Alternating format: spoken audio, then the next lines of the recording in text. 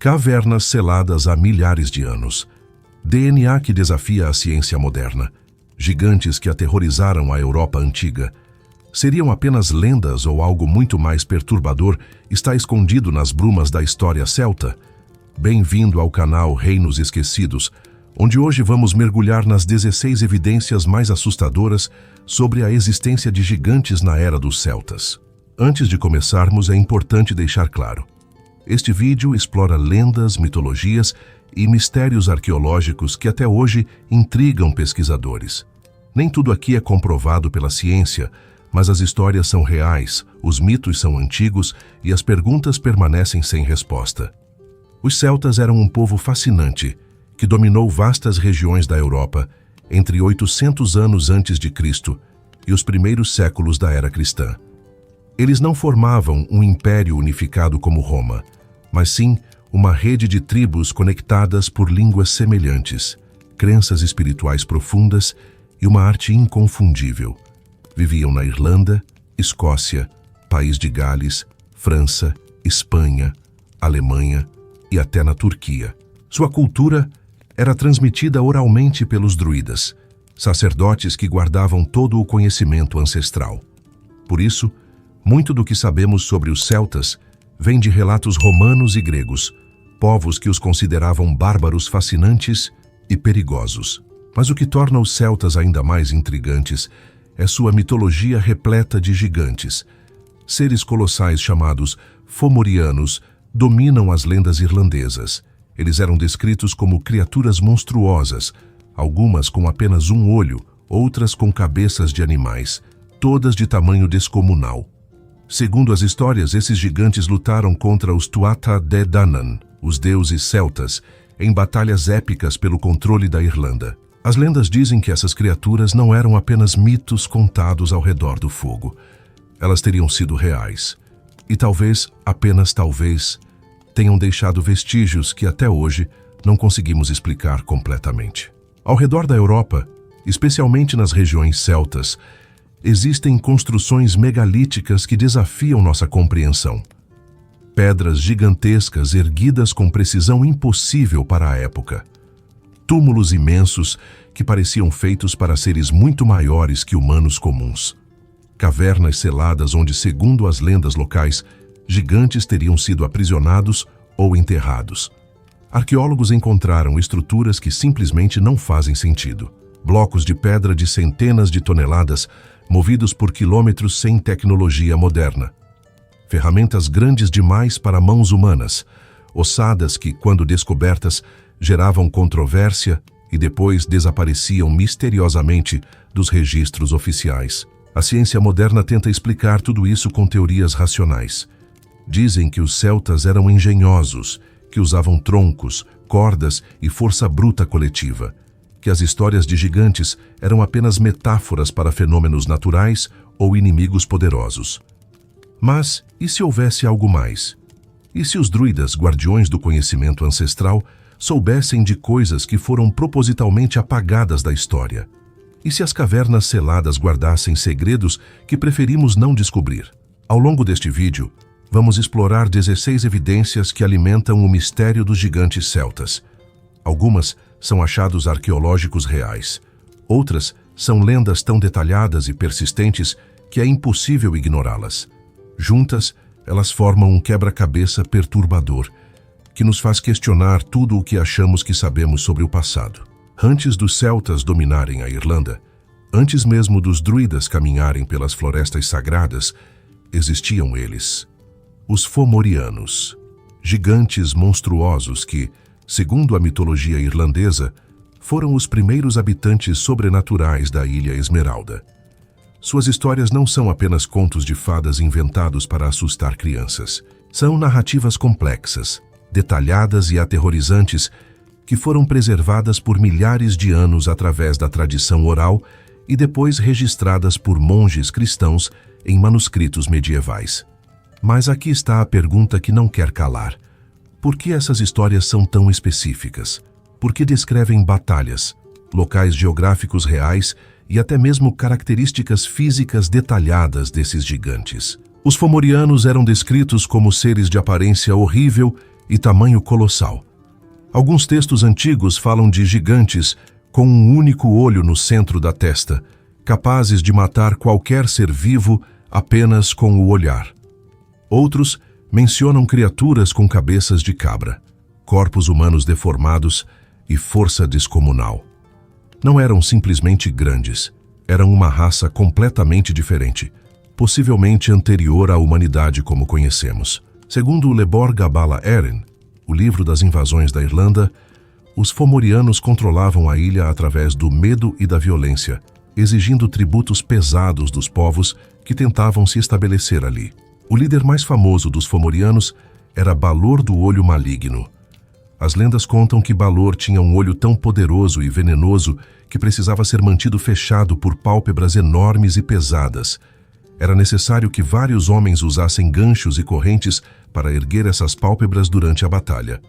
Quando o olho era finalmente aberto, qualquer coisa que Balor olhasse diretamente morria instantaneamente ou definhava em agonia. Não era magia no sentido tradicional. Era algo biológico, algo em sua própria fisiologia que gerava destruição. Isso não soa como pura fantasia. Soa como a descrição de algo que realmente aterrorizou pessoas reais. A grande guerra entre os fomorianos e os Tuatha Dé Danann, os deuses celtas que vieram depois, é conhecida como a Segunda Batalha de Mag Tuired Éad. Esta batalha épica teria acontecido em um local real na Irlanda, onde até hoje existem formações rochosas e túmulos antigos, que os moradores locais ainda chamam de Campos dos Gigantes. Durante essa guerra, Lugh, um dos heróis dos Tuatha Dé Danann e neto do próprio Balor, enfrentou o gigante em combate. Segundo a lenda, Lugh usou uma funda para lançar uma pedra direto no olho maligno de Balor, atravessando sua cabeça e matando dezenas de fomorianos que estavam atrás dele com o poder destrutivo que saía pela parte de trás do crânio. Mas aqui está o detalhe perturbador que a maioria das pessoas ignora. Os manuscritos irlandeses não tratam essas histórias como pura ficção. Eles as apresentam como parte da história real da Irlanda, como eventos que de fato aconteceram em um passado distante. Os monges que registraram essas lendas entre os séculos 11 e 13 d.C., estavam tentando preservar a memória cultural de seu povo. Eles incluíram genealogias, descrições geográficas precisas e até mesmo cronologias detalhadas. Por que fariam isso se fosse apenas fantasia? Arqueólogos modernos encontraram em diversas partes da Irlanda estruturas megalíticas e túmulos que, segundo as tradições locais, pertenciam aos fomorianos ou foram palcos de suas batalhas. Newgrange, um dos monumentos mais antigos e impressionantes da Irlanda, construído por volta de 3.200 anos antes de Cristo, é frequentemente associado nas lendas aos gigantes antigos. A estrutura é mais antiga que as pirâmides do Egito e demonstra conhecimento astronômico avançado. Blocos de pedra de várias toneladas foram transportados de lugares distantes e encaixados com precisão milimétrica. Quem ou o que construiu isso? A ciência oficial diz que foram humanos pré-históricos com muito tempo, trabalho em equipe e técnicas que ainda não compreendemos totalmente. Mas as lendas celtas são categóricas. Foram os gigantes. E se ambos estiverem parcialmente certos? E se os fomorianos não fossem deuses nem monstros sobrenaturais, mas sim uma raça humana antiga, muito maior e mais forte que os humanos modernos, que foi gradualmente extinta ou assimilada? A arqueologia não consegue responder essa pergunta definitivamente porque a maioria dos supostos restos de gigantes desapareceu misteriosamente ao longo dos séculos. Newgrange é uma das estruturas mais enigmáticas já construídas pela humanidade. Localizada no Vale do Boyne, na Irlanda, esta construção megalítica foi erguida por volta de 3.200 anos antes de Cristo. Para colocar isso em perspectiva, Newgrange é 500 anos mais antiga que as pirâmides de Gizé no Egito e 1000 anos mais antiga que Stonehenge na Inglaterra. Não estamos falando de uma simples pilha de pedras. Estamos falando de uma obra de engenharia que demonstra conhecimento astronômico, matemático e arquitetônico que supostamente não existia naquela época. E aqui está a parte que deixa qualquer pessoa pensativa. As lendas celtas sempre afirmaram que Newgrange foi construída por gigantes ou para gigantes. A estrutura tem aproximadamente 85 metros de diâmetro e 13 metros de altura. É composta por 200.000 toneladas de pedra e terra. A passagem interna tem 19 metros de comprimento e leva a uma câmara central cruciforme com um teto em abóbada que permanece seco e intacto há mais de 5.000 anos. Não há argamassa. As pedras foram encaixadas com tal precisão que nem uma lâmina de faca passa entre elas. Mas o aspecto mais impressionante de Newgrange não é seu tamanho ou durabilidade. É o alinhamento astronômico perfeito com o solstício de inverno. Uma vez por ano, no dia mais curto do ano, exatamente ao amanhecer do solstício de inverno, um raio de luz solar penetra por uma abertura especialmente construída acima da entrada.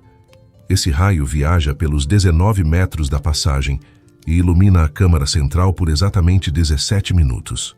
Não é coincidência, é design intencional. Os construtores de Newgrange sabiam exatamente o que estavam fazendo. Eles compreendiam os movimentos celestiais com uma precisão que leva anos de observação sistemática e cálculos complexos. Como uma sociedade que supostamente estava apenas aprendendo agricultura, conseguiu isso?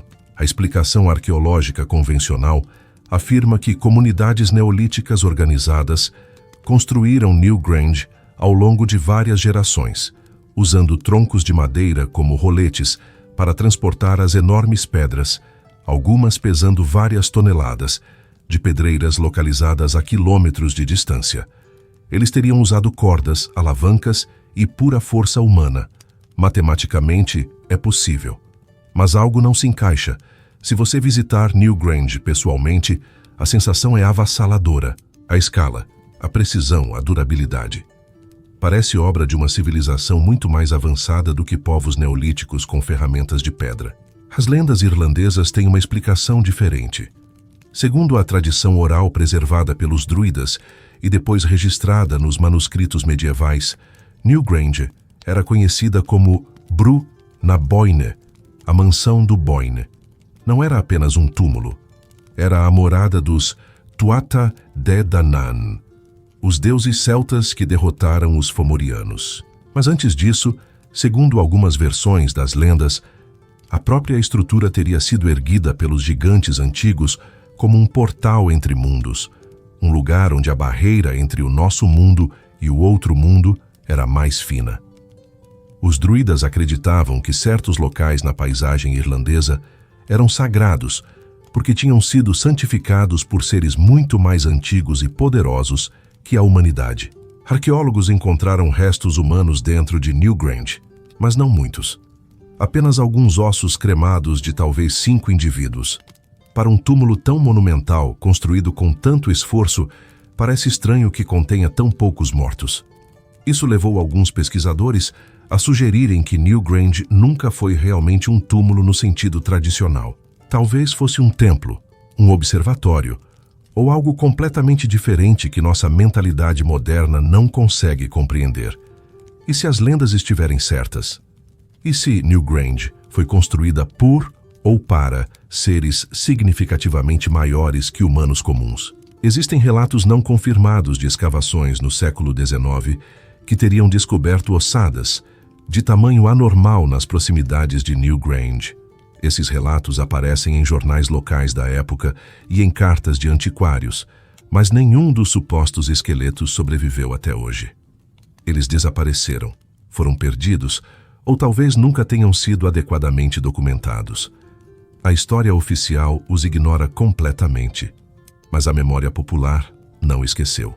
Moradores das vilas próximas ainda contam histórias transmitidas por gerações sobre os gigantes que dormem sob as colinas do Boyne. A ciência nos diz que Newgrange é uma conquista impressionante da engenhosidade humana neolítica. As lendas celtas nos dizem que é um legado dos gigantes. Ambas as explicações reconhecem que existe algo extraordinário ali, algo que transcende nossa compreensão comum da história humana. Talvez a verdade esteja em algum lugar no meio, esperando ser descoberta por alguém corajoso o bastante para fazer as perguntas certas. No interior da Inglaterra, em Dorset, existe uma figura que desafia qualquer explicação simples. Esculpida na encosta de uma colina de giz, a figura do gigante de Cerne-Abas tem 55 metros de altura e está armada com uma clava enorme de 37 metros de comprimento. Não é uma pintura, não é uma ilusão de ótica. É uma figura permanente criada pela remoção da grama e da terra para expor o giz branco brilhante abaixo. E o mais perturbador, ninguém sabe ao certo quem a criou quando foi feita ou por quê. A única certeza é que ela está ali, visível por quilômetros, representando um gigante nu em toda sua glória anatômica. A primeira menção documentada do gigante de Cerne-Abas aparece apenas no século XVII, em registros de manutenção da figura. Isso significa que, oficialmente, não sabemos nada sobre suas origens antes disso. Algumas teorias acadêmicas sugerem que a figura pode ter sido criada pelos romanos, possivelmente representando Hércules, já que a pose com a clava lembra o herói mitológico. Outras teorias propõem que seja muito mais antiga, talvez da Idade do Ferro, criada pelos celtas ou povos pré-celtas como representação de um deus ou de um gigante lendário. Análises de sedimentos realizadas recentemente sugerem que a figura pode ter entre 1000 e 2000 anos, mas a margem de erro é enorme. O que torna o gigante de Cerne-Abas especialmente intrigante é sua conexão com as tradições locais. Por séculos, os moradores da região acreditaram que a figura tinha poderes de fertilidade. Mulheres que desejavam engravidar dormiam sobre a figura, especialmente sobre certas partes anatômicas. Festivais de Beltane, a antiga celebração celta do 1º de maio, eram realizados no topo da colina. Havia uma crença profunda de que o gigante não era apenas uma imagem, mas sim a marca de algo real, algo poderoso que havia caminhado por aquela terra em tempos antigos. As lendas locais contam uma história específica. Dizem que, há muito tempo, um gigante real aterrorizava a região, devorando ovelhas e causando destruição. Os habitantes da vila finalmente conseguiram matar o gigante enquanto ele dormia na encosta da colina. Para comemorar a vitória e alertar outros gigantes, eles desenharam o contorno do corpo morto diretamente no chão, criando a figura permanente.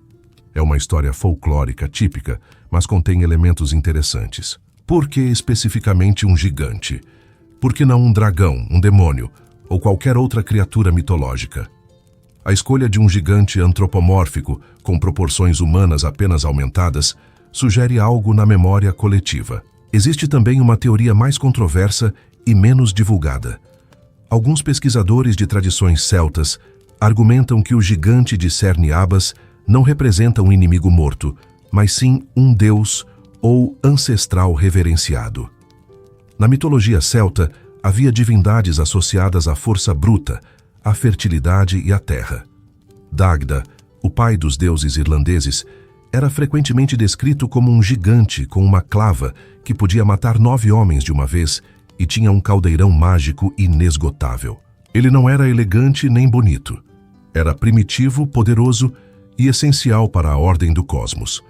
O gigante de Cerne-Abas pode ser uma representação de uma divindade similar, um deus gigante da fertilidade e da força que era adorado através de rituais realizados diretamente sobre sua imagem. A manutenção da figura ao longo dos séculos também levanta questões. Figuras de giz como essas precisam ser limpas e recortadas regularmente. Caso contrário, a vegetação as cobre em poucos anos. O fato de o gigante de Cerne-Abas ter sobrevivido por séculos, possivelmente milênios, significa que gerações sucessivas de pessoas acharam importante preservá-lo. Por quê? Se fosse apenas arte decorativa ou uma brincadeira, por que comunidade após comunidade investiria tempo e esforço para mantê-lo visível? A resposta mais lógica é que a figura tinha significado religioso, cultural ou histórico profundo. Do ponto de vista científico, não há evidências de que o gigante de Cerne-Abas represente um ser real. É claramente uma criação humana intencional. Mas a persistência de lendas sobre gigantes reais naquela região, combinada com a antiguidade possível da figura e sua conexão com rituais de fertilidade ancestrais, cria um enigma fascinante. O que essas pessoas antigas estavam tentando nos dizer? Estavam simplesmente expressando sua mitologia ou estavam preservando a memória de algo que realmente aconteceu, algo que seus ancestrais testemunharam? A arqueologia pode nos dar datas aproximadas e composição material, mas não pode nos dizer o que estava na mente dos criadores dessa figura colossal. Não pode explicar por que a ideia de gigantes era tão importante para essas culturas que eles literalmente gravaram sua imagem na terra para que durasse pela eternidade. No extremo norte da Escócia, na remota ilha de Lewis, nas Hébridas exteriores, existe um complexo megalítico que rivaliza com Stonehenge em mistério, mas o supera em antiguidade e isolamento. As pedras de Callanish foram erguidas por volta de 3.000 anos antes de Cristo, tornando-as mais antigas que as pirâmides egípcias. 13 pedras principais formam um círculo, com uma pedra central monolítica de quase 5 metros de altura. A partir desse círculo, 5 fileiras de pedras se estendem em diferentes direções, formando uma cruz celta primitiva quando vista de cima. Não há consenso científico sobre quem construiu essas pedras, por que foram colocadas nessa formação específica, ou como uma população neolítica em uma ilha isolada e inóspita conseguiu tal feito de engenharia. As pedras não são pequenas. Cada uma pesa várias toneladas e foi extraída de pedreiras distantes, depois transportada e erguida verticalmente no solo rochoso e difícil das Hébridas. Não existiam estradas, não havia ferramentas de metal, apenas uma população pequena vivendo em condições extremamente duras, com recursos limitados, e ainda assim, essas pessoas decidiram dedicar anos, talvez gerações inteiras, para criar esse monumento permanente. Por quê? A resposta convencional é que era um observatório astronômico ou um templo religioso. Mas as lendas locais gaélicas contam uma história completamente diferente. Segundo as tradições orais preservadas pelos habitantes da ilha, as pedras de Callanish não foram construídas por humanos comuns, foram erguidas por gigantes. As histórias falam de uma raça de seres colossais que habitava as Hébridas antes da chegada dos humanos. Esses gigantes teriam criado as pedras como um local de adoração, ou possivelmente como marcadores territoriais. Quando missionários cristãos chegaram à ilha por volta do século VI depois de Cristo, encontraram os nativos ainda realizando rituais nas pedras durante o solstício de verão, acreditando que os espíritos dos gigantes antigos retornavam naquela noite especial. Existe um detalhe arqueológico perturbador que sustenta parcialmente essas lendas. Durante escavações no século XIX, arqueólogos descobriram que as pedras estavam originalmente enterradas sob quase 2 metros de turfa acumulada ao longo de milênios. Isso significa que por séculos, talvez mais de 1000 anos, as pedras ficaram parcialmente escondidas, criando a impressão de serem menores do que realmente são. Quando foram finalmente escavadas e expostas em sua altura total, os moradores locais ficaram chocados. Muitos afirmaram que suas histórias ancestrais sempre disseram que as pedras eram maiores do que pareciam. Uma informação que passou de geração em geração, mesmo quando as pedras estavam parcialmente enterradas e invisíveis. Como uma tradição oral pôde preservar informação precisa sobre a altura original das pedras por mais de 1000 anos? A explicação científica é que talvez as histórias remontem a um período anterior ao enterramento e foram tão importantes culturalmente que sobreviveram intactas. Mas isso também levanta outra possibilidade. E se essas tradições orais preservaram outras informações precisas que simplesmente descartamos como fantasia porque envolvem gigantes? As culturas celtas e pré-celtas não tinham escrita, mas tinham sistemas sofisticados de memorização e transmissão de conhecimento através de canções, poemas e narrativas. Os druidas eram famosos por memorizar quantidades imensas de informação com precisão absoluta. Análises astronômicas modernas revelaram que as pedras de Callanish estão alinhadas com diversos eventos celestiais. O círculo marca o nascer da Lua em seu ponto mais ao sul durante o ciclo lunar de 18,6 anos. As fileiras de pedras apontam para posições específicas do Sol durante os solstícios. Esse nível de conhecimento astronômico requer décadas de observação cuidadosa e compreensão matemática avançada.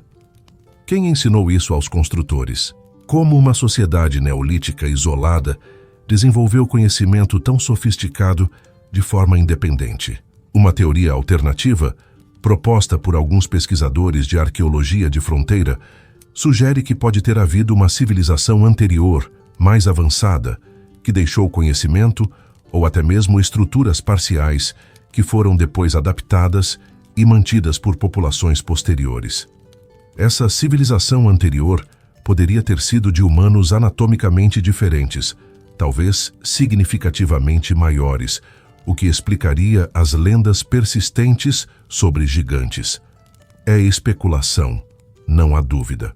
Mas é especulação que tenta explicar anomalias reais que a narrativa arqueológica convencional tem dificuldade em resolver satisfatoriamente. Os nativos das Hébridas têm outra tradição interessante. Eles falam de ossos grandes, ocasionalmente encontrados nas turfeiras da ilha, ossos que eram maiores que ossos humanos normais, mas claramente humanoides. Esses achados eram geralmente reenterrados rapidamente, porque trazer ossos de gigantes para casa era considerado má sorte. Não há registros científicos desses achados, apenas memória folclórica. Mas padrões similares de histórias aparecem em toda a região celta. Ossos grandes encontrados, depois perdidos, destruídos ou deliberadamente escondidos. As pedras de Calanish permanecem em pé, silenciosas e enigmáticas. A ciência pode nos dizer sua idade aproximada e composição. Pode especular sobre astronomia e rituais, mas não pode nos dizer definitivamente quem as ergueu, como conseguiram e por que a memória de gigantes está tão profundamente entrelaçada com esse lugar. Balor do Olho Maligno é sem dúvida uma das figuras mais aterrorizantes de toda a mitologia celta. Rei dos Fomorianos, avô do herói Lugh e possuidor de um poder tão destrutivo que precisava ser mantido constantemente sob controle. Mas o que torna Balor particularmente interessante não é apenas sua presença nas lendas irlandesas. É a descrição extremamente específica e consistente de sua habilidade mortal ao longo de múltiplas fontes medievais. Não estamos falando de um poder mágico vago, como lançar raios ou controlar o clima. Estamos falando de uma característica biológica descrita com detalhes quase clínicos, um olho que mata tudo o que vê. Segundo os manuscritos irlandeses, especialmente o Cath Maig Tuired, a segunda batalha de Mag Tuiread, Balor possuía um olho frontal normal e um segundo olho enorme, localizado no centro de sua testa, ou, em algumas versões, na parte de trás de sua cabeça. Esse olho tinha uma pálpebra tão grande e pesada que Balor não conseguia abri-la sozinho. Durante batalhas, seus servos usavam ganchos, correntes ou lanças para erguer a pálpebra, um processo descrito como lento e trabalhoso. Uma vez aberto, qualquer coisa que o olho focalizasse morria instantaneamente ou definhava rapidamente, dependendo da intensidade da exposição. Não era apenas humanos. Plantas murchavam, animais caíam mortos, até pedras rachavam. A origem desse olho também é descrita com especificidade incomum. Quando Balor era jovem, ele espiou através de uma janela enquanto os druidas de seu pai preparavam uma poção mágica. Os vapores venenosos da poção atingiram seu olho, transformando-o permanentemente em uma arma biológica. A partir daquele momento, o olho adquiriu a propriedade de absorver e depois irradiar morte. Novamente, isso não é descrito como um feitiço ou maldição. É descrito como contaminação, como se uma substância química ou tóxica tivesse alterado fundamentalmente a fisiologia do olho de Balor. Do ponto de vista científico moderno, essa história parece obviamente fantástica. Não existe mecanismo biológico conhecido que permita a um olho emitir energia letal. Mas vamos considerar algo por um momento.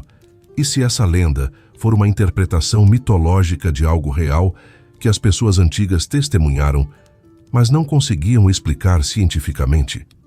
Existem animais na natureza com defesas químicas extremas. Certas rãs secretam toxinas tão potentes que o simples toque pode matar humanos. O olhar da Medusa, na mitologia grega, petrificava pessoas, mas sabemos que isso era uma metáfora para criaturas reais como o basilisco, confundido com cobras venenosas, cujo olhar fixo precedia ataques letais. E se Balor foi uma pessoa real, possivelmente com alguma condição médica rara ou deformidade que causava aparência aterrorizante combinada com a habilidade genuína de causar doença ou morte através de meios que pareciam sobrenaturais para observadores da Idade do Ferro? Algumas condições genéticas raras causam crescimento anormal, incluindo gigantismo pituitário, que pode fazer indivíduos crescerem além de 2,5 metros de altura. Outras condições causam tumores ou deformidades faciais significativas. Se Balor era um líder tribal de estatura gigantesca com aparência facial grotesca, que também possuía conhecimento de venenos ou armas químicas primitivas, ele facilmente se tornaria lendário. A descrição do mecanismo de abertura do olho também é curiosa. Por que incluir detalhes sobre ganchos e correntes se fosse pura invenção? Por que não simplesmente dizer que Balor abria o olho com um pensamento ou uma palavra mágica? A inclusão de detalhes mecânicos práticos sugere que os contadores da história estavam tentando explicar algo que realmente viram ou sobre o qual ouviram relatos. Talvez Balor usasse algum tipo de máscara ou capacete que precisava ser levantado manualmente, revelando seu rosto deformado e permitindo que ele lançasse venenos ou substâncias cegantes nos inimigos. Existe também a possibilidade de que a história de Balor seja uma memória cultural de encontros com uma raça ou tribo diferente que usava guerra química primitiva. Muitas culturas antigas conheciam plantas venenosas e substâncias irritantes. Os romanos usavam fumaça tóxica em cercos. Tribos indígenas em várias partes do mundo usavam dardos envenenados e pós cegantes. Se os fomorianos eram um povo real, que dominava o uso de toxinas de forma particularmente eficaz, eles facilmente seriam mitologizados como possuidores de poderes sobrenaturais mortais. A derrota de Balor nas mãos de Lugh é outro elemento narrativo interessante. Lugh não usou magia para vencer seu avô. Ele usou uma funda e uma pedra, uma arma física. A pedra atravessou o olho de Balor, saindo pela parte de trás de sua cabeça e matando guerreiros fomorianos que estavam atrás dele com a energia destrutiva liberada. Se removermos a camada mitológica, o que temos? Um guerreiro jovem e habilidoso, usando uma arma de longo alcance, precisa para derrotar um inimigo poderoso que dependia de uma arma de curto alcance de área de efeito. É uma tática militar perfeitamente racional. As lendas celtas preservaram Balor como um gigante sobrenatural com poderes mágicos. Mas sob essa camada de mitologia, pode existir a memória de um líder guerreiro real, possivelmente de tamanho excepcional, que usava métodos de guerra incomuns e aterrorizantes que seus contemporâneos não podiam compreender racionalmente. A linha entre história e mito é sempre tênue quando lidamos com narrativas orais transmitidas por milhares de anos. Na costa nordeste da Irlanda do Norte, no condado de Antrim, existe uma formação geológica tão surpreendente e geometricamente perfeita que desafia a crença de qualquer um que a vê pela primeira vez. A Calçada dos Gigantes consiste em aproximadamente 40.000 colunas de basalto hexagonais que se encaixam tão perfeitamente que parecem ter sido cortadas e polidas por mãos habilidosas. Algumas colunas têm até 12 metros de altura.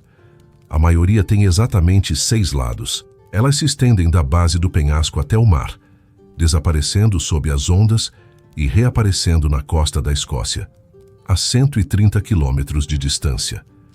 A ciência nos diz que é geologia vulcânica. As lendas celtas nos dizem que foi construída por gigantes, e quando você está lá olhando para essa estrutura impossível, é difícil não questionar a explicação oficial. A teoria geológica estabelecida afirma que a Calçada dos Gigantes foi formada há cerca de 60 milhões de anos, durante um período de intensa atividade vulcânica. Lava basáltica derretida fluiu através de fissuras na crosta terrestre, inundando a paisagem. Conforme a lava resfriou rapidamente em contato com o ar e a água, ela contraiu de maneira uniforme, criando padrões de fratura hexagonais, similar ao que acontece quando lama seca racha em padrões poligonais. Esse processo, chamado de disjunção colunar, é conhecido e documentado em outros lugares do mundo. A Torre do Diabo, em Wyoming, nos Estados Unidos, é outro exemplo famoso. Cientificamente, a explicação é sólida, mas ela não responde todas as perguntas. Primeiro, a perfeição geométrica é impressionante demais. Enquanto a disjunção colunar cria colunas, raramente produz a uniformidade vista na calçada dos gigantes. A vasta maioria das colunas tem exatamente 6 lados. Algumas têm 5 ou 7, mas a consistência hexagonal é esmagadora. Cada coluna se encaixa tão perfeitamente com suas vizinhas que não há espaço entre elas. O topo de muitas colunas forma uma superfície plana, criando literalmente um caminho pavimentado que se estende por centenas de metros. Se você não soubesse que é basalto natural, juraria que está olhando para pedras cortadas e colocadas por construtores mestres. Segundo, a extensão da formação sob o mar é intrigante. As colunas não terminam na costa. Elas continuam sob a água do Canal do Norte e reaparecem na ilha de Staffa, na Escócia, onde formam a famosa Caverna de Fingal, outra estrutura colunar de beleza sobrenatural. Isso significa que existe uma estrutura geologicamente conectada, atravessando mais de 100 quilômetros de oceano. Para populações antigas da Idade do Ferro que navegavam essas águas e viam ambas as extremidades dessa formação impossível, a conclusão lógica seria que alguém ou algo construiu uma ponte entre Irlanda e Escócia. E não qualquer um. Apenas gigantes teriam o poder e o tamanho necessários. A lenda irlandesa mais famosa associada à calçada é a história de Fionn mac Cumhaill, conhecido em inglês como Finn McCool. Fionn era um guerreiro gigante, líder dos Fianna, um grupo lendário de guerreiros irlandeses. Segundo a história, Fionn estava envolvido em uma disputa com um gigante escocês chamado Benandonair. Os dois gigantes gritavam insultos e desafios através do Canal do Norte. Até que Fionn, cansado da provocação, decidiu construir uma calçada de pedra através do mar para que Benandonair pudesse vir até a Irlanda e eles pudessem lutar frente a frente. A história continua de forma cômica. Quando Benandonair finalmente atravessou a calçada e Fionn viu o tamanho colossal de seu adversário, muito maior do que ele próprio, Fionn entrou em pânico. Sua esposa, Unag, rapidamente disfarçou Fionn como um bebê gigante. Quando Benandonair chegou à casa de Fionn e viu o tamanho do suposto bebê, ele ficou aterrorizado, imaginando o tamanho do pai. Benandonair fugiu de volta para a Escócia, destruindo a calçada atrás de si para que Fionn não pudesse segui-lo. É uma história folclórica divertida, cheia de humor e astúcia. Mas por baixo da narrativa cômica, existe algo mais antigo e mais sério. Versões mais antigas da lenda, preservadas em manuscritos gaélicos, não tratam a história como comédia. Elas descrevem Fionn como um dos últimos representantes de uma raça de gigantes que viveu na Irlanda em tempos antigos. Essas versões frequentemente mencionam que a calçada já existia antes de Fionn, e ele simplesmente a usou ou a consertou. Isso muda completamente o contexto. Em vez de ser uma explicação fantasiosa para uma formação natural, torna-se uma história sobre gigantes reais usando infraestrutura real deixada por uma civilização ainda mais antiga. É uma camada sobre camada de memória ancestral. Há também relatos históricos curiosos. Geólogos e viajantes do século XVIII e XIX que visitaram a calçada dos gigantes frequentemente expressavam profunda perplexidade. Antes da teoria moderna da disjunção colunar ser bem compreendida, muitos cientistas genuinamente debatiam se a formação poderia ser artificial. Alguns sugeriram que talvez uma civilização antiga e avançada havia de fato cortado e arranjado as pedras. A perfeição era simplesmente difícil de aceitar como acaso natural. Somente depois que processos vulcânicos foram melhor estudados é que a explicação geológica se tornou consenso. Mas aqui está uma pergunta que vale a pena considerar. E se ambas as explicações tiverem elementos de verdade? E se a formação é natural, mas foi descoberta e parcialmente modificada ou usada por populações antigas, incluindo possivelmente indivíduos de tamanho excepcional que se tornaram lendários.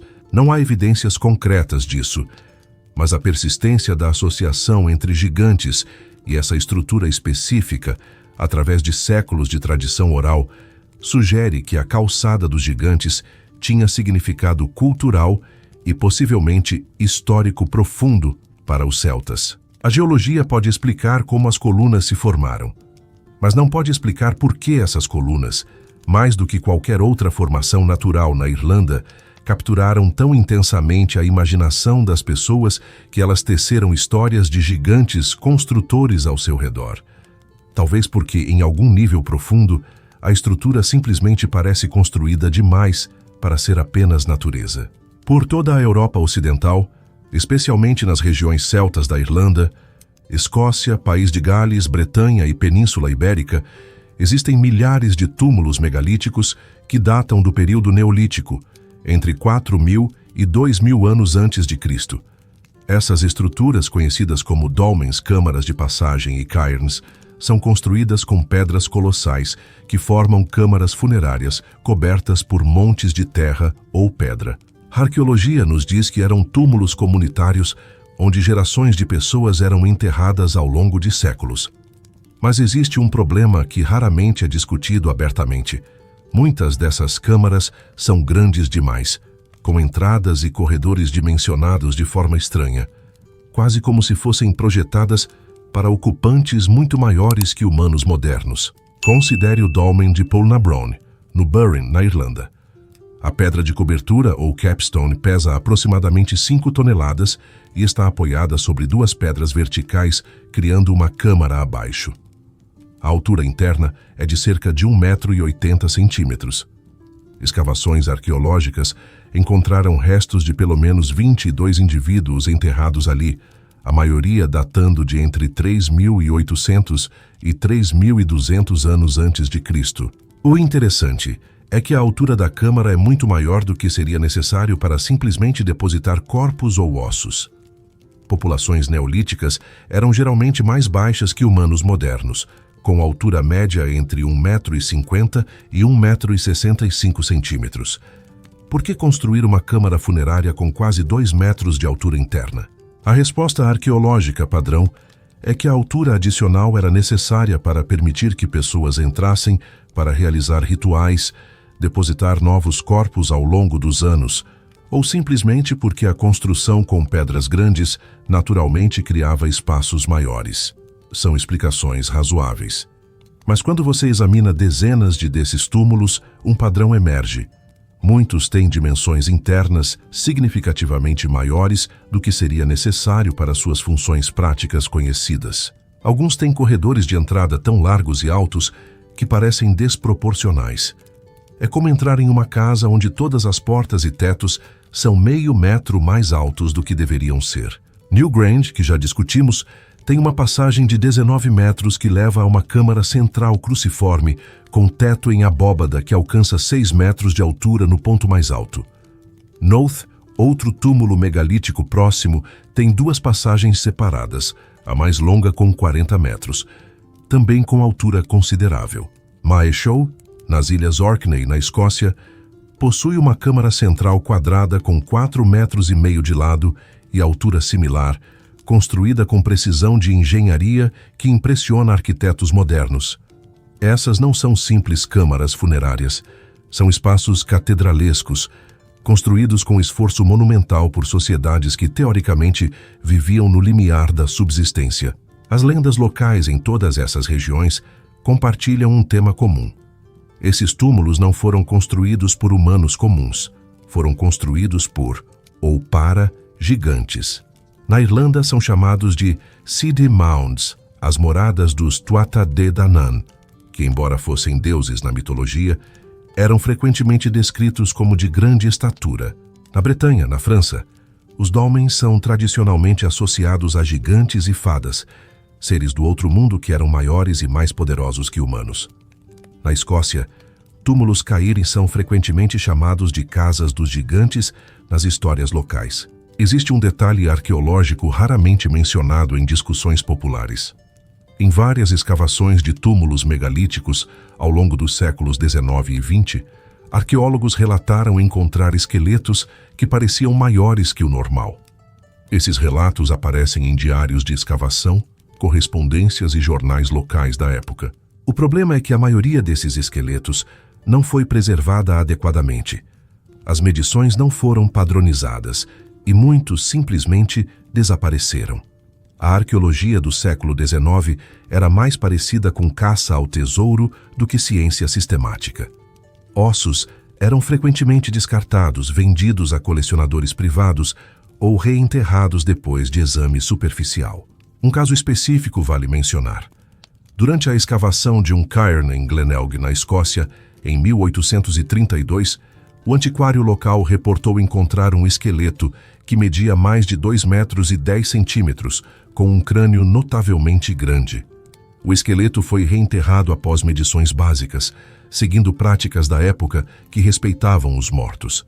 Não há evidência física restante, apenas o relato escrito. Céticos argumentam que medições antigas eram imprecisas e frequentemente exageradas. Isso é verdade. Mas descarta completamente a possibilidade de que alguns desses relatos fossem precisos. Gigantismo pituitário, acromegalia e outras condições endócrinas raras podem causar crescimento extremo. Indivíduos com mais de 2 metros e 20 centímetros existem mesmo hoje.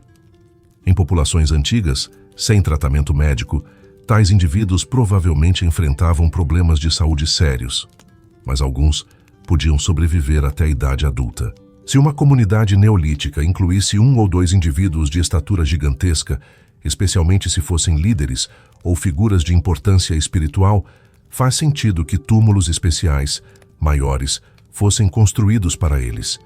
E se vários desses indivíduos existissem ao longo de gerações, as histórias seriam preservadas e amplificadas, eventualmente se tornando lendas de raças inteiras de gigantes. Outra possibilidade, mais especulativa, mas defendida por alguns pesquisadores alternativos, é que as populações neolíticas da Europa Atlântica eram genuinamente mais altas em média do que assumimos. A maioria das estimativas de altura vem de amostras pequenas de esqueletos que sobreviveram em condições específicas. E se essas amostras não representassem corretamente toda a população? E se existisse variabilidade genética significativa, com algumas linhagens familiares sendo consistentemente muito mais altas? Não há consenso científico para isso, mas permanece uma possibilidade teórica que explicaria tanto as estruturas grandes quanto as lendas persistentes. O que é inegável é que nossos ancestrais neolíticos construíram estruturas funerárias que transcendem necessidade prática. Elas são monumentais, permanentes e dimensionadas generosamente. Seja para acomodar gigantes reais, rituais elaborados, ou simplesmente para expressar reverência pela morte e pelo outro mundo, essas câmaras megalíticas continuam sendo um dos maiores mistérios da pré-história europeia. Na mitologia irlandesa, Goibniu é o ferreiro divino dos Tuatha Dé Danann, o artífice que forjava as armas dos deuses celtas. Ele não era apenas um deus, era especificamente descrito como um gigante com habilidades metalúrgicas que transcendiam qualquer capacidade humana conhecida.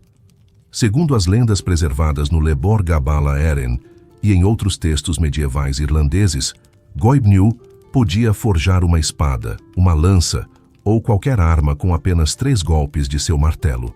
Essas armas nunca erravam o alvo e sempre matavam. Além disso, Goibniu era o guardião de uma festa especial onde servia uma cerveja mágica que garantia imortalidade a quem a bebesse. Parece fantasia pura.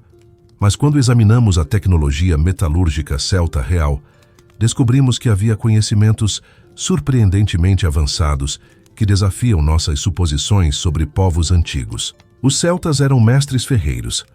Isso é fato arqueológico indiscutível. Eles dominaram a produção de ferro em uma época quando a maioria das civilizações mediterrâneas ainda dependia fortemente de bronze. Espadas celtas de ferro eram superiores às armas de bronze de seus contemporâneos em durabilidade, flexibilidade e capacidade de corte.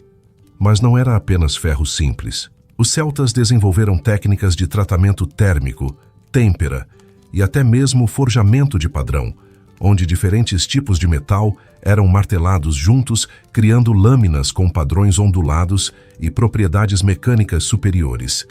Essas técnicas só foram redescobertos e compreendidos pela metalurgia moderna séculos depois. Análises metalúrgicas de espadas celtas encontradas em túmulos e sítios arqueológicos revelaram algo impressionante. Algumas dessas lâminas contêm traços de elementos que não deveriam estar lá, dado o conhecimento tecnológico supostamente disponível na Idade do Ferro. Pequenas quantidades de carbono distribuídas de forma não uniforme, criando zonas de dureza diferente ao longo da lâmina.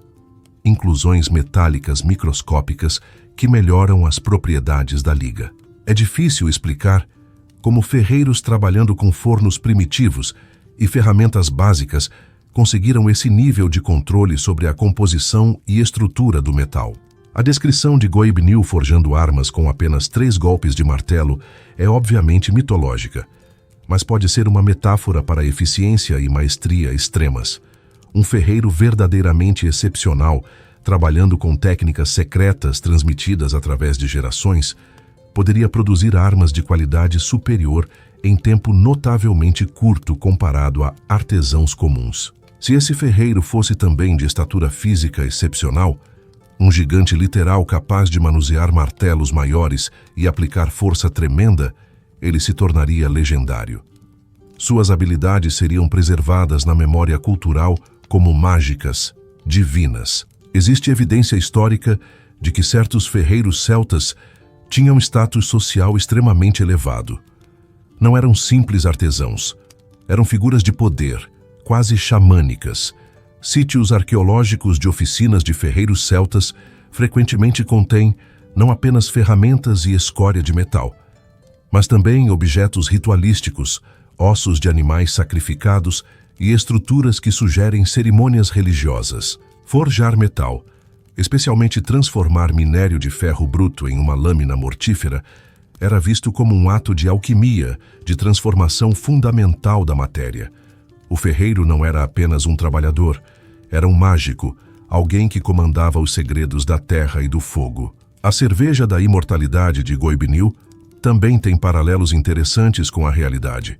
Muitas culturas antigas, incluindo os celtas, usavam bebidas fermentadas em contextos rituais e espirituais.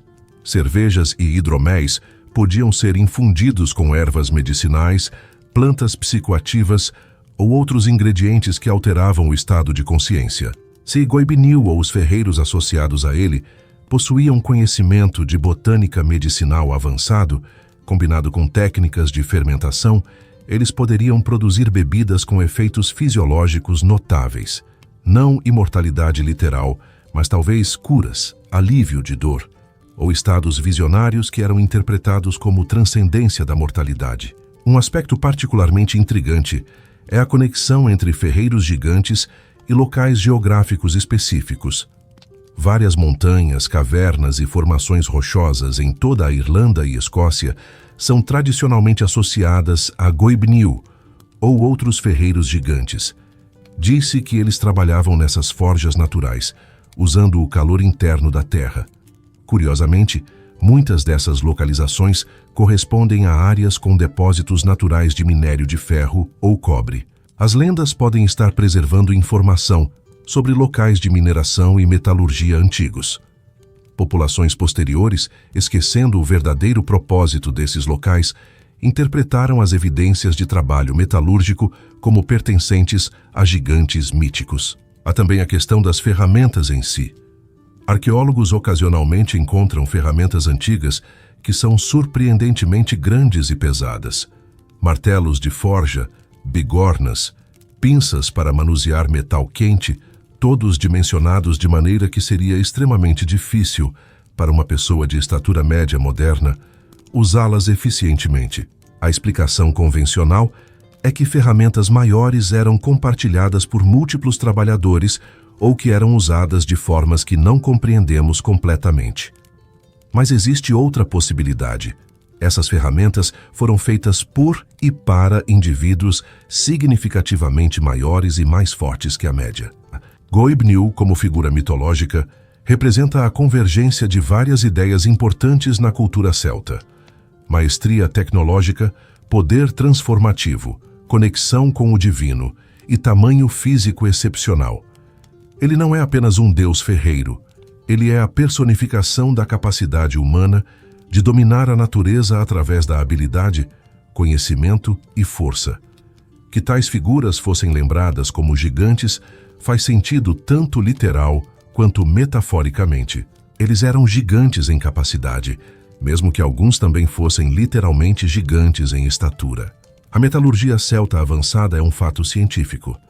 A existência de indivíduos excepcionais, possivelmente de grande tamanho, que dominavam essa arte e se tornaram lendários, é uma possibilidade histórica razoável. A linha entre o ferreiro mestre histórico e o deus ferreiro gigante mitológico pode ser muito mais tênue do que imaginamos. Por toda a Irlanda, especialmente nas regiões remotas de Clare, Kerry e Donegal, existem cavernas e sistemas subterrâneos que permanecem selados, bloqueados por pedras colossais ou desabamentos antigos. Algumas dessas cavernas têm entradas visíveis, mas inacessíveis.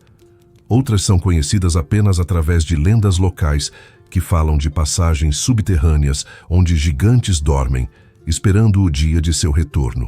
A arqueologia moderna tem explorado algumas dessas cavernas, encontrando evidências de ocupação humana antiga, artefatos rituais e ocasionalmente ossos. Mas muitas permanecem inexploradas, seja por dificuldade de acesso, falta de financiamento, ou, em alguns casos, proibições locais baseadas em superstições persistentes. O que essas cavernas escondem? Por que as lendas insistem tão fortemente que gigantes foram aprisionados ou enterrados ali? Uma das cavernas mais famosas e misteriosas é o Wainagat, também conhecida como a Caverna dos Gatos, localizada em Roscommon. Segundo a mitologia irlandesa, esta caverna é uma das entradas para o outro mundo, o reino dos Tuatha Dé Danann e de criaturas sobrenaturais. A entrada é uma passagem estreita que desce para uma câmara subterrânea natural. Durante o festival celta de Samhain, o que hoje conhecemos como Halloween, acreditava-se que a barreira entre os mundos ficava mais fina e criaturas emergiam de Wainagat, incluindo gigantes, espíritos e bestas monstruosas. Arqueólogos encontraram inscrições ogâmicas, o antigo alfabeto celta, na entrada da caverna, confirmando sua importância ritual. Mas Wainagat não está sozinha. Existem dezenas de cavernas menores espalhadas pela paisagem irlandesa, muitas delas bloqueadas por pedras que claramente foram colocadas intencionalmente, não por processos naturais. Essas pedras de vedação frequentemente pesam várias toneladas e estão posicionadas de forma que seria extremamente difícil removê-las sem equipamento moderno. Por que comunidades antigas fariam isso?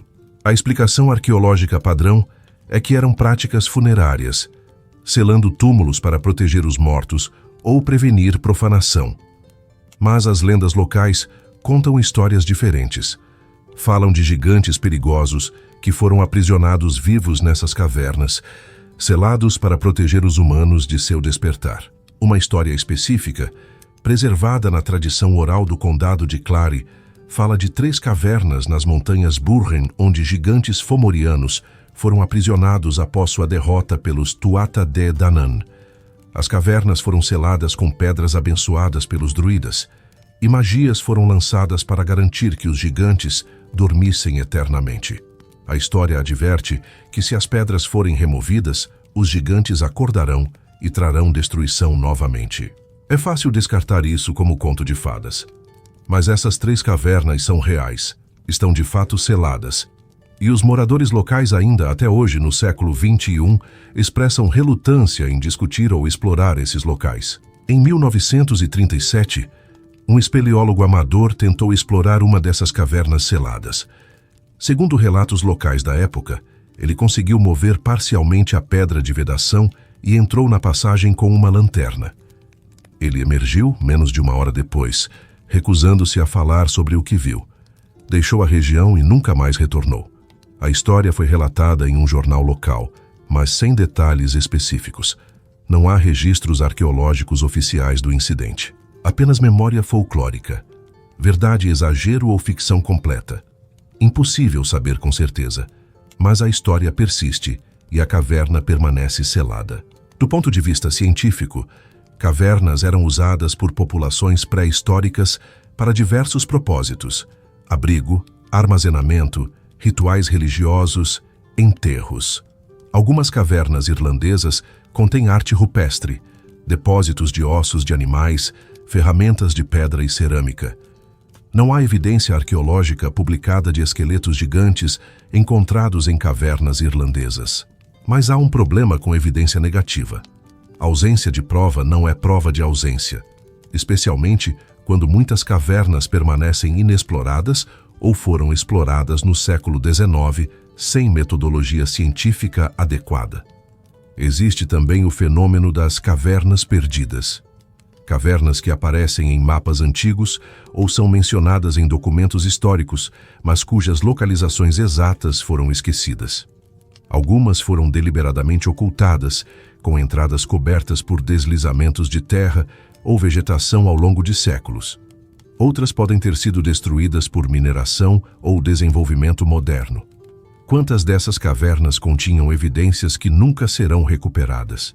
Quantas continham ossos, artefatos ou estruturas que poderiam ter iluminado os mistérios que agora só existem em lendas? A ideia de cavernas contendo DNA impossível, mencionada no título deste vídeo, vem de especulações modernas baseadas em avanços em paleogenética. DNA antigo pode ser extraído de ossos, dentes e até mesmo sedimentos de cavernas. Se esqueletos de indivíduos com condições genéticas raras, como o gigantismo, fossem encontrados em cavernas seladas, sua análise genética poderia revelar variações extraordinárias. Isso seria DNA impossível no sentido de ser inesperado, raro, desafiando suposições sobre populações antigas. Mas até que essas cavernas sejam sistematicamente exploradas e qualquer ossada seja propriamente analisada com tecnologia moderna, tudo permanece especulação. O fascinante é que a tecnologia existe agora para responder definitivamente a algumas dessas questões. Radar de penetração no solo pode mapear o interior de cavernas seladas sem escavação física. Análise de DNA ambiental pode detectar material genético em sedimentos. Datação por radiocarbono e análise isotópica podem determinar idade e dieta de qualquer ossos encontrados. As ferramentas estão disponíveis. O que falta frequentemente é vontade institucional, financiamento, ou em alguns casos permissão das comunidades locais que ainda consideram esses lugares sagrados ou perigosos. As cavernas seladas da Irlanda permanecem como pontos de interrogação na paisagem. Elas podem conter apenas terra, pedras e talvez alguns artefatos comuns, ou podem conter surpresas que mudariam nossa compreensão da pré-história europeia. Até que sejam exploradas, as lendas de gigantes aprisionados continuarão ecoando através dos séculos. Lugh Lamfada, Lugh do Braço Longo, é uma das figuras mais complexas e importantes de toda a mitologia celta. Ele é herói, deus, guerreiro, artista e estrategista. Mas o que torna Lugh particularmente relevante para nossa investigação sobre gigantes é sua genealogia única. Lugh era filho de Cian, um dos Tuatha Dé Danann, e Eithneil, filha de Balor, rei dos Fomorianos. Isso faz de Lugh literalmente metade deus e metade gigante. Meio Tuatha Dé Danann, meio Fomoriano. As lendas descrevem essa herança mista como fonte tanto de seu poder excepcional quanto de seu papel único como mediador entre dois mundos em guerra. Mas, e se essa narrativa mitológica preserva a memória de miscigenação real entre populações diferentes, possivelmente de tamanhos corporais significativamente diferentes? A história do nascimento de Lugh é sombria. Balor recebeu uma profecia de que seria morto por seu próprio neto.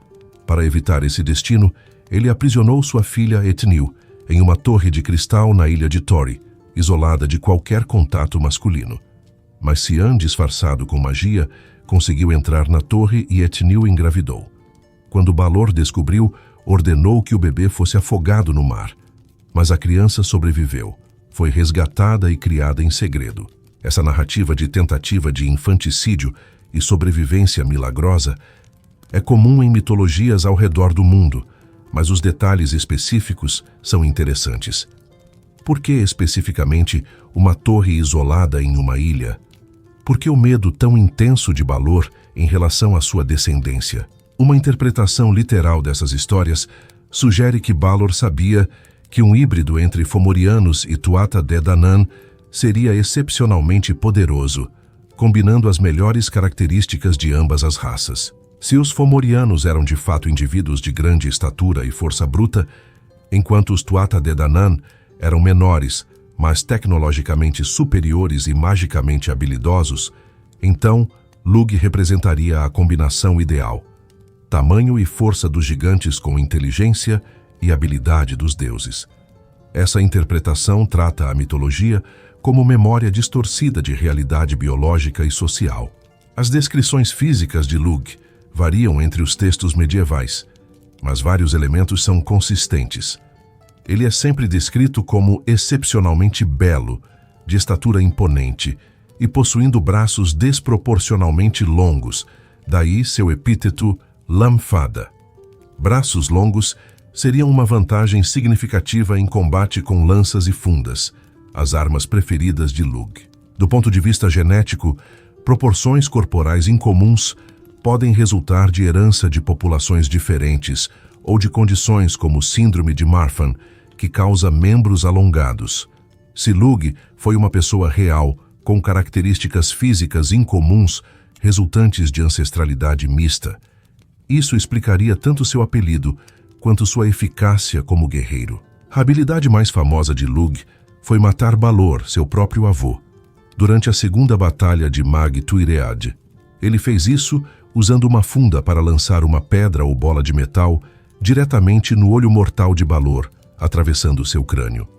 Este foi o cumprimento da profecia que Balor tanto temia. O simbolismo é poderoso, a geração mais jovem superando a velha, a tecnologia e habilidade derrotando força bruta.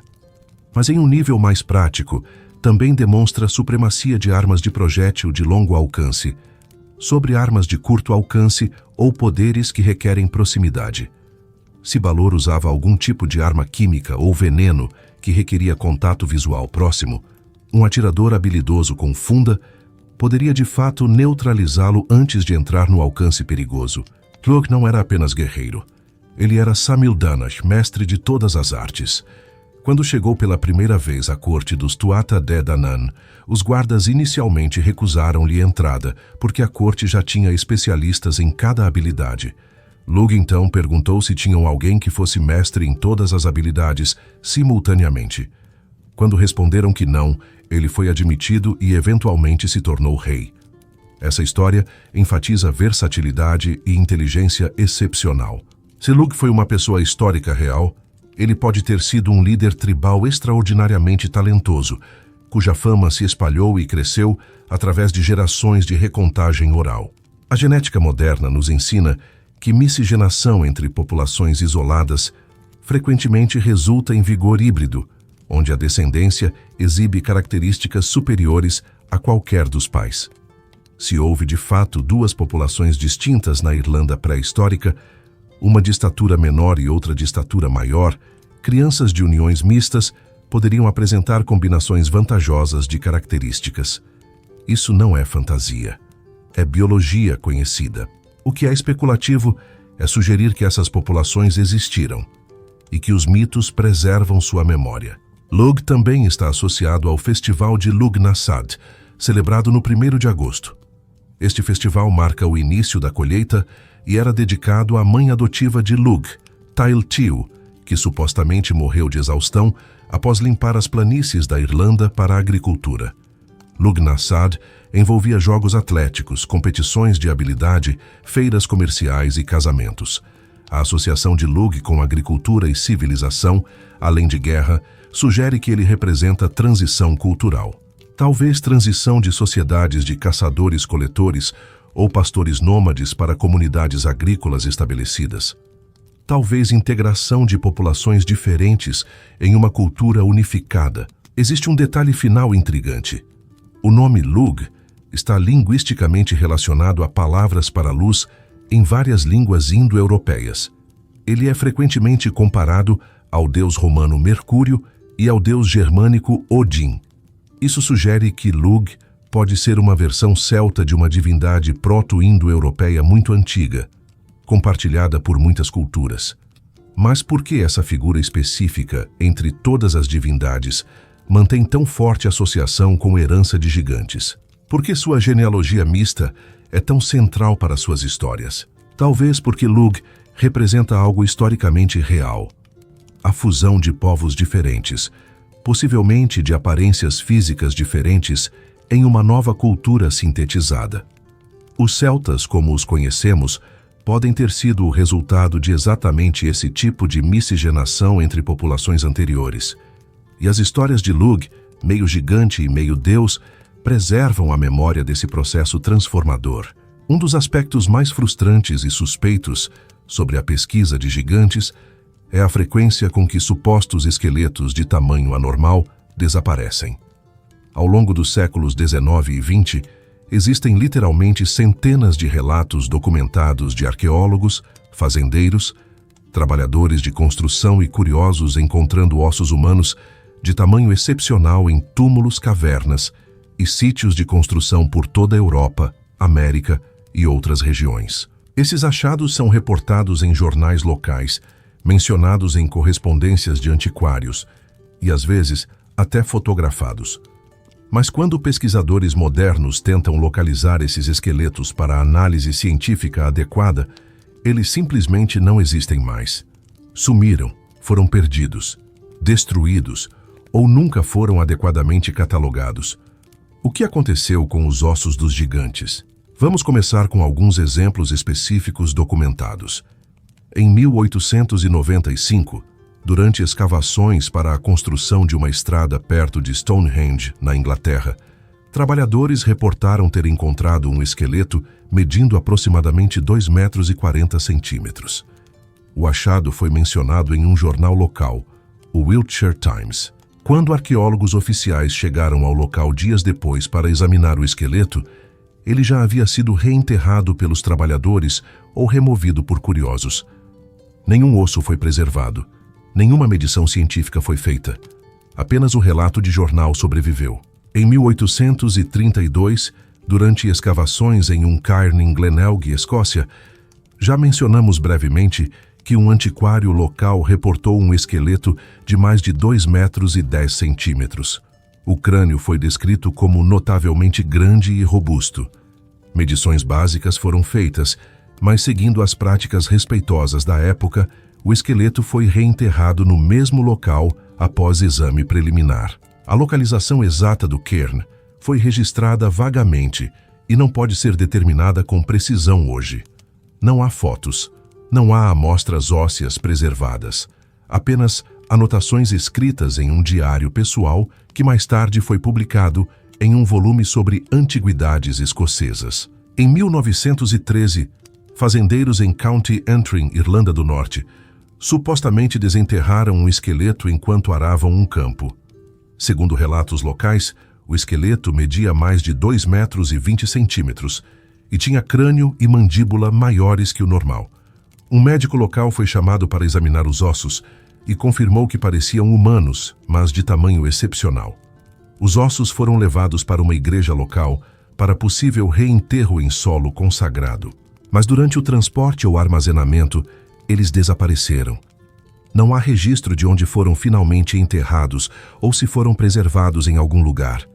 Apenas memórias de idosos da região confirmam que o evento aconteceu.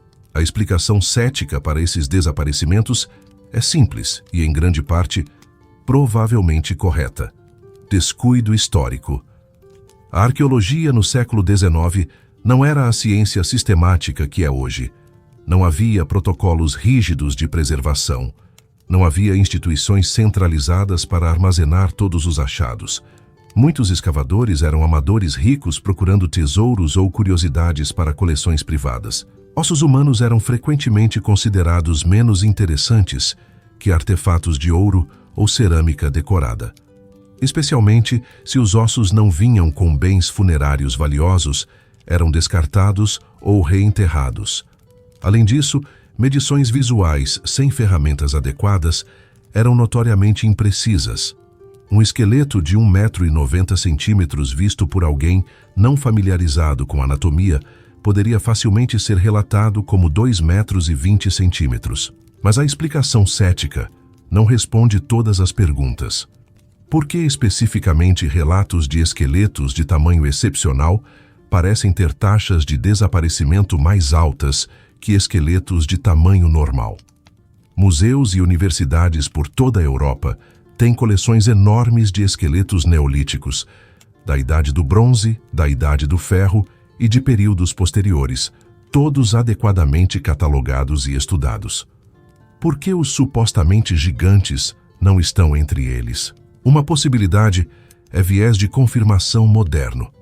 Talvez esqueletos anormalmente grandes fossem tão raros que os poucos que existiram simplesmente se perderam pela estatística pura do tempo. Mas há quem argumente algo mais sinistro. Teorias de conspiração sugerem supressão deliberada. A ideia é que instituições acadêmicas, governos ou até organizações religiosas ativamente destruíram ou ocultaram evidências de gigantes para proteger narrativas históricas estabelecidas. Se gigantes reais existiram, isso desafiaria cronologias bíblicas, teorias evolucionárias ou simplesmente criaria perguntas embaraçosas sobre origens humanas que autoridades preferem evitar. Essas teorias ganham tração especialmente na internet, onde fotos falsas de esqueletos gigantes circulam amplamente, misturando-se com relatos históricos legítimos e criando confusão sobre o que é real e o que é fabricação. A realidade provavelmente está no meio. A vasta maioria dos relatos históricos de gigantes são provavelmente exageros, medições ruins ou identificações erradas de ossos de animais grandes como mamutes ou ursos das cavernas. Mas estatisticamente, deve ter havido alguns indivíduos humanos reais com gigantismo patológico que viveram em épocas antigas e cujos esqueletos foram ocasionalmente encontrados. Esses esqueletos genuínos de pessoas com 2,20 m, 2,40 m ou até 2,60 m provavelmente foram perdidos pelo mesmo descuido que perdeu milhares de outros artefatos arqueológicos ao longo dos séculos. Não há necessidade de conspiração quando negligência explica os fatos adequadamente. O que é frustrante é que, com tecnologia moderna, poderíamos responder definitivamente essas questões se tivéssemos os ossos. A análise de DNA poderia identificar condições genéticas responsáveis por crescimento anormal. Datação por radiocarbono colocaria os indivíduos em contextos cronológicos precisos. Análise isotópica revelaria dieta e localização geográfica. Todas essas ferramentas existem agora, mas são inúteis sem material físico para estudar. Os ossos desaparecidos representam perda irreparável de conhecimento.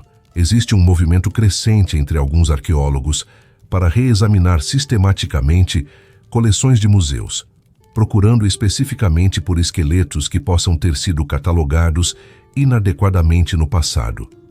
Ossos rotulados como pertencentes a indivíduos normais, mas que nunca foram medidos adequadamente. Crânios e ossos longos armazenados separadamente em diferentes coleções que poderiam ser remontados. É trabalho tedioso, mas ocasionalmente produz surpresas. Descobertas de esqueletos que são de fato maiores que a média presumida para suas épocas e localizações. Nada de 3 metros de altura.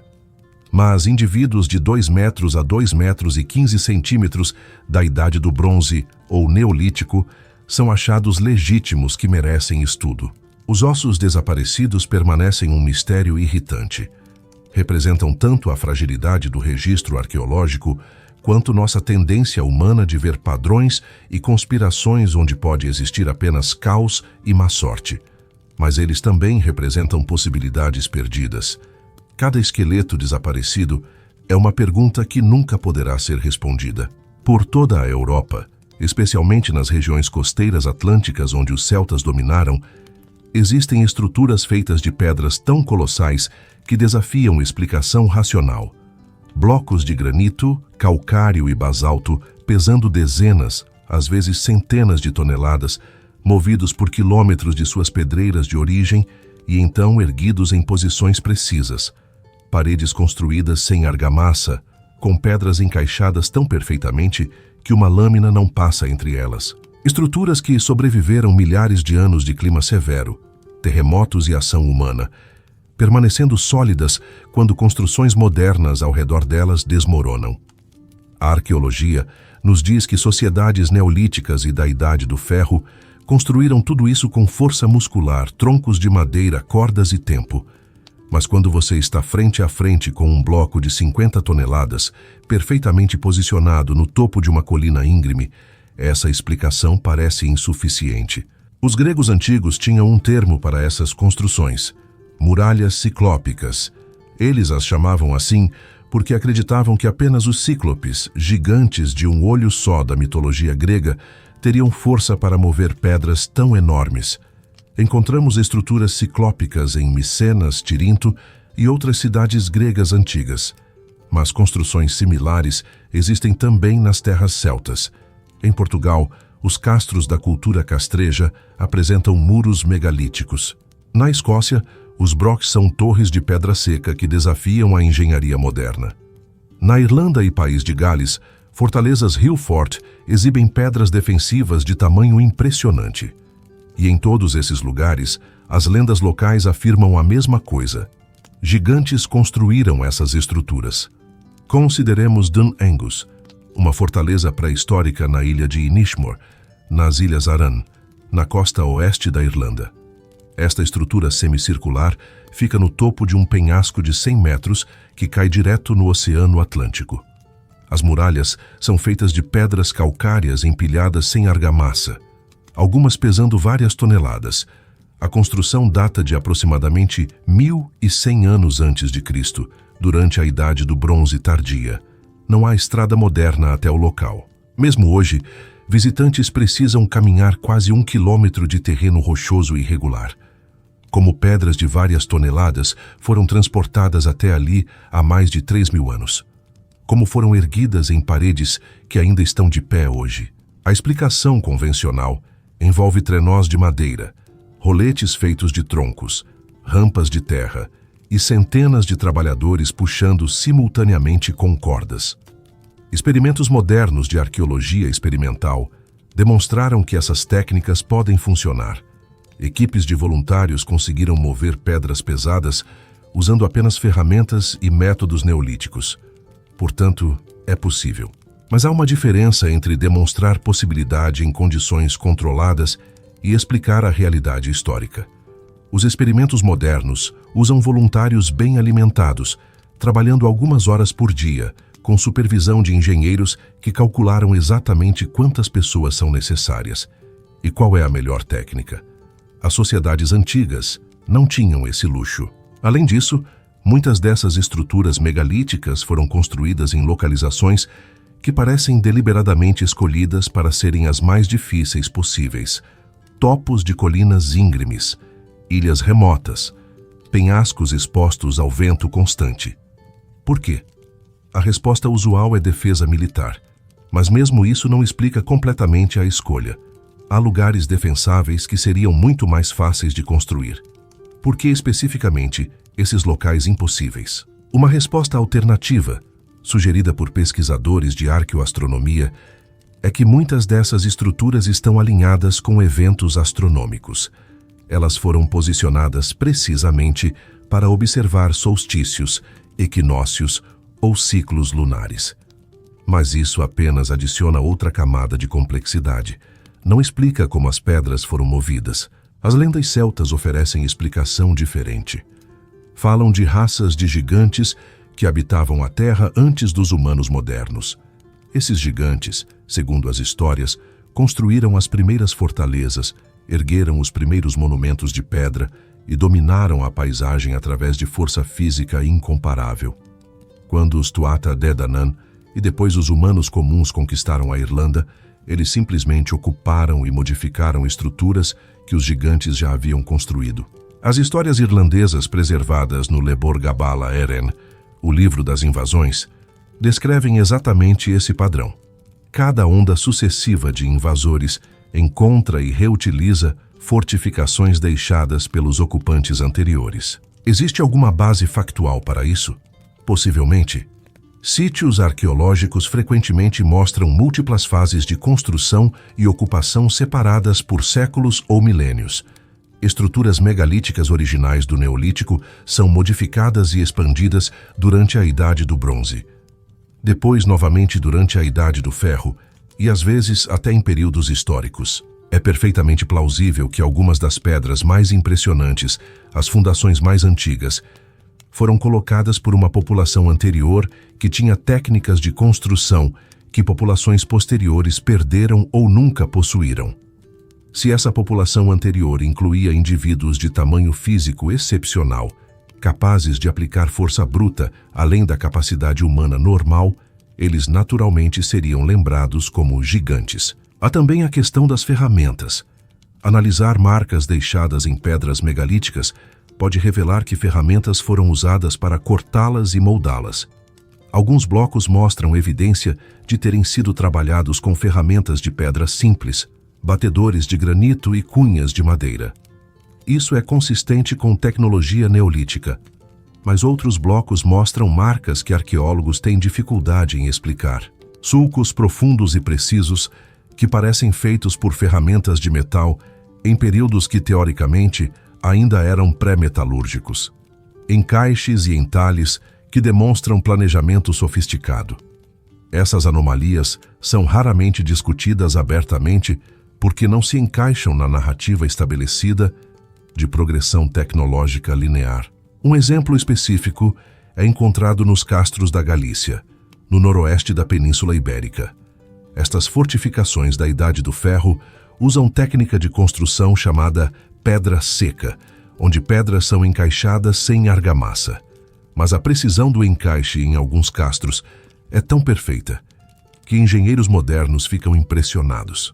Blocos irregulares de granito, que parecem impossíveis de encaixar, estão posicionados de forma que suas superfícies se tocam em centenas de pontos de contato simultâneos. Criar esse tipo de encaixe requer compreensão tridimensional espacial extremamente avançada ou uma quantidade absurda de tentativa e erro. Como artesãos da Idade do Ferro conseguiram isso? A resposta honesta da arqueologia é que não sabemos com certeza. Temos teorias, temos demonstrações experimentais que mostram possibilidade, mas a quantidade exata de trabalho, o número de pessoas, o tempo necessário, as técnicas específicas usadas, tudo isso permanece parcialmente especulativo. E quando não sabemos algo com certeza, há espaço para perguntas. Há espaço para considerar que talvez as populações antigas fossem mais capazes, de maneiras que ainda não compreendemos completamente. E se parte dessa capacidade incluísse a presença ocasional de indivíduos excepcionalmente fortes e grandes, sua contribuição para projetos de construção seria desproporcional e memorável. Estruturas ciclópicas permanecem como testemunhos mudos da capacidade humana antiga. Elas provam que nossos ancestrais eram mais habilidosos e determinados do que frequentemente reconhecemos. Mas também sussurram possibilidades de algo mais, algo que as lendas preservaram e que a ciência ainda não explicou completamente. Até agora exploramos lendas, estruturas misteriosas e relatos históricos duvidosos. Mas há uma pergunta científica fundamental que precisamos abordar. É biologicamente possível que tenham existido populações humanas significativamente maiores que a média? A resposta curta é sim. A resposta longa é mais complicada e fascinante. Gigantismo humano não é fantasia, é uma realidade médica documentada, causada por condições genéticas e endócrinas específicas. A questão não é se gigantes podem existir, mas sim se existiram em números suficientes em tempos antigos para deixar marca duradoura na memória cultural. A causa mais comum de gigantismo patológico é o excesso de hormônio do crescimento durante a infância e adolescência, geralmente causado por um tumor benigno na glândula pituitária. Esse tumor faz a glândula produzir quantidades anormais de hormônio, resultando em crescimento ósseo acelerado e estatura final muito além do normal. Indivíduos com gigantismo pituitário não tratado podem atingir alturas entre 2,20 metros a 2,70 metros, ocasionalmente até mais.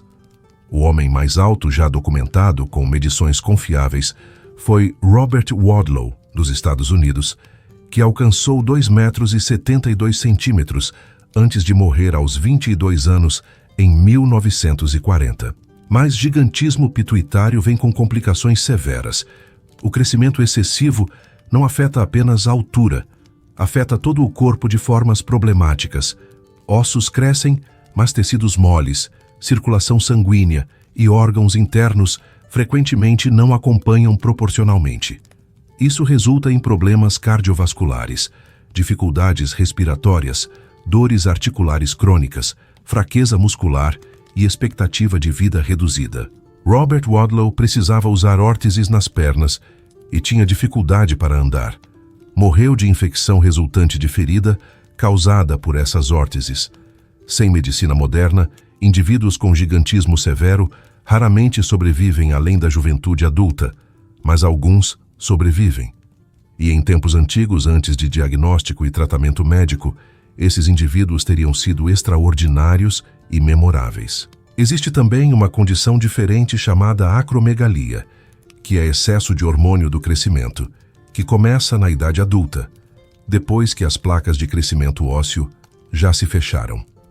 A acromegalia não aumenta a altura total, mas causa espessamento de ossos, especialmente no crânio, mandíbula, mãos e pés. Pessoas com acromegalia desenvolvem características faciais distintivas, testa proeminente, mandíbula aumentada, nariz e lábios espessos. Em tempos antigos, sem tratamento, essas características se tornariam progressivamente mais pronunciadas. Combinadas com força física aumentada, devido ao espessamento ósseo e crescimento de tecidos moles, indivíduos com acromegalia poderiam facilmente ser percebidos como gigantes ou monstros, especialmente se também fossem altos naturalmente antes do início da condição. Além de condições patológicas, há também variação genética natural em altura humana. Populações diferentes têm médias de altura diferentes devido a fatores genéticos, nutricionais e ambientais. Os Dinka e Nuer do Sudão do Sul estão entre as populações mais altas do mundo, com homens frequentemente excedendo 1,90 metros. Os holandeses modernos têm média de altura que aumentou significativamente nos últimos 2 séculos devido à melhoria nutricional. Variação genética significa que dentro de qualquer população, sempre haverá indivíduos nos extremos da distribuição. Em populações antigas, especialmente em comunidades isoladas, características genéticas para a altura excepcional poderiam concentrar-se através de endogamia. Agora considere o contexto social. Em sociedades antigas, onde força física era crítica para a sobrevivência, guerra e status social, indivíduos de tamanho excepcional teriam vantagens significativas. Eles seriam guerreiros formidáveis, trabalhadores poderosos e líderes naturais. Provavelmente teriam acesso preferencial a recursos, incluindo parceiros reprodutivos. Isso significa que seus genes seriam desproporcionalmente transmitidos para a próxima geração. Ao longo de várias gerações, uma linhagem de indivíduos consistentemente grandes poderia estabelecer-se, especialmente se houvesse preferência cultural por casamentos dentro desse grupo de elite. Essa linhagem seria lembrada, mitologizada e eventualmente transformada em histórias de raças inteiras de gigantes. Há também a possibilidade, altamente especulativa, mas cientificamente não impossível, de que variantes genéticas que promovem altura excepcional fossem mais comuns em populações antigas do que são hoje. A seleção natural moderna favorece longevidade, saúde reprodutiva e resistência a doenças. mas em contextos antigos diferentes, onde a expectativa de vida era muito menor de qualquer forma e onde força física bruta tinha valor de sobrevivência imenso, genes para estatura excepcional poderiam ter sido selecionados positivamente, mesmo se viessem com custos de saúde. Indivíduos que viviam apenas até 30 ou 40 anos, mas eram guerreiros dominantes durante esse tempo, poderiam ter mais descendentes que indivíduos de tamanho normal que viviam até 50 ou 60 anos, mas nunca alcançavam status de liderança. Estudos de DNA antigo, uma área de pesquisa em expansão rápida, já revelaram surpresas sobre populações pré-históricas. Descobrimos que houve múltiplas ondas de migração através da Europa, populações que se substituíram ou misturaram ao longo de milênios. Descobrimos neandertais e denisovanos, espécies humanas diferentes que coexistiram e se miscigenaram com o Homo sapiens. Se existiram populações de Homo sapiens anatomicamente modernas, mas com características de tamanho significativamente diferentes, isso poderia ser detectável em DNA antigo. O problema é que precisamos de DNA de esqueletos bem preservados. E como discutimos anteriormente, esqueletos alegadamente gigantes têm tendência frustrante de desaparecer. Existe um caso fascinante que vale mencionar. Em 2003, pesquisadores na Ilha de Flores, na Indonésia, descobriram esqueletos de uma espécie humana previamente desconhecida, Homo floresiensis, apelidada de Hobbit, devido à sua estatura extremamente pequena, cerca de 1 metro de altura. Essa descoberta chocou a comunidade científica, porque provou que variação extrema em tamanho corporal em humanos ou parentes próximos humanos não é apenas possível, mas de fato aconteceu. Se humanos do tamanho de hobbits existiram, por que não humanos do tamanho de gigantes? A biologia permite ambos os extremos. A questão não é se gigantes biológicos são possíveis. Eles são. A questão é se existiram em números e contextos específicos que explicam as lendas celtas. A resposta honesta é que não sabemos. A evidência física é insuficiente, mas a possibilidade biológica é real. E essa possibilidade significa que descartar completamente as lendas de gigantes como pura fantasia pode ser tão errôneo quanto aceitá-las sem crítica como fato histórico. A verdade provavelmente está em algum lugar intermediário. Indivíduos excepcionalmente grandes existiram, foram socialmente importantes e suas memórias foram preservadas e magnificadas através de milênios de tradição oral. A genética moderna tem ferramentas para responder essas perguntas definitivamente, se tivéssemos os materiais certos. A análise de genoma completo de populações antigas europeias poderia identificar se variantes genéticas associadas à altura extrema eram mais prevalentes no passado. Mas isso requer amplas coleções de DNA antigo, bem preservado, algo que estamos apenas começando a acumular. As respostas podem estar chegando. Precisamos apenas de paciência e mais escavações cuidadosas. Se gigantes realmente existiram, eles teriam deixado para trás mais do que apenas ossos e lendas. Teriam deixado ferramentas, armas e objetos cotidianos dimensionados para suas mãos e corpos maiores. E aqui está algo intrigante. Ao longo dos últimos 2 séculos, arqueólogos ocasionalmente encontraram exatamente isso. Machados de pedra tão grandes e pesados que seria extremamente difícil para uma pessoa de tamanho médio empunhá-los eficientemente. Espadas de bronze e ferro com cabos invulgarmente longos. Armaduras com dimensões que sugerem usuários bem acima de 2 metros de altura. Esses artefatos existem, estão em museus, mas são raramente discutidos no contexto de gigantes, porque há sempre explicações alternativas disponíveis. Eram cerimoniais não práticos. Eram símbolos de status, não armas reais. Eram feitos intencionalmente grandes para impressionar, não para usar. Mas essas explicações sempre se aplicam. Comecemos com machados de pedra do período neolítico. A vasta maioria dos machados de pedra encontrados na Europa pesam entre 500 gramas e 1,5 kg, com cabos de madeira que se encaixam confortavelmente em mãos humanas normais. Mas, ocasionalmente, arqueólogos encontram machados que são significativamente maiores. Cabeças de machado de pedra polida pesando 3, 4 até 5 quilos. Para usar efetivamente um machado de 5 quilos, você precisa não apenas de força considerável, mas também de mãos grandes o suficiente para controlar o cabo com precisão.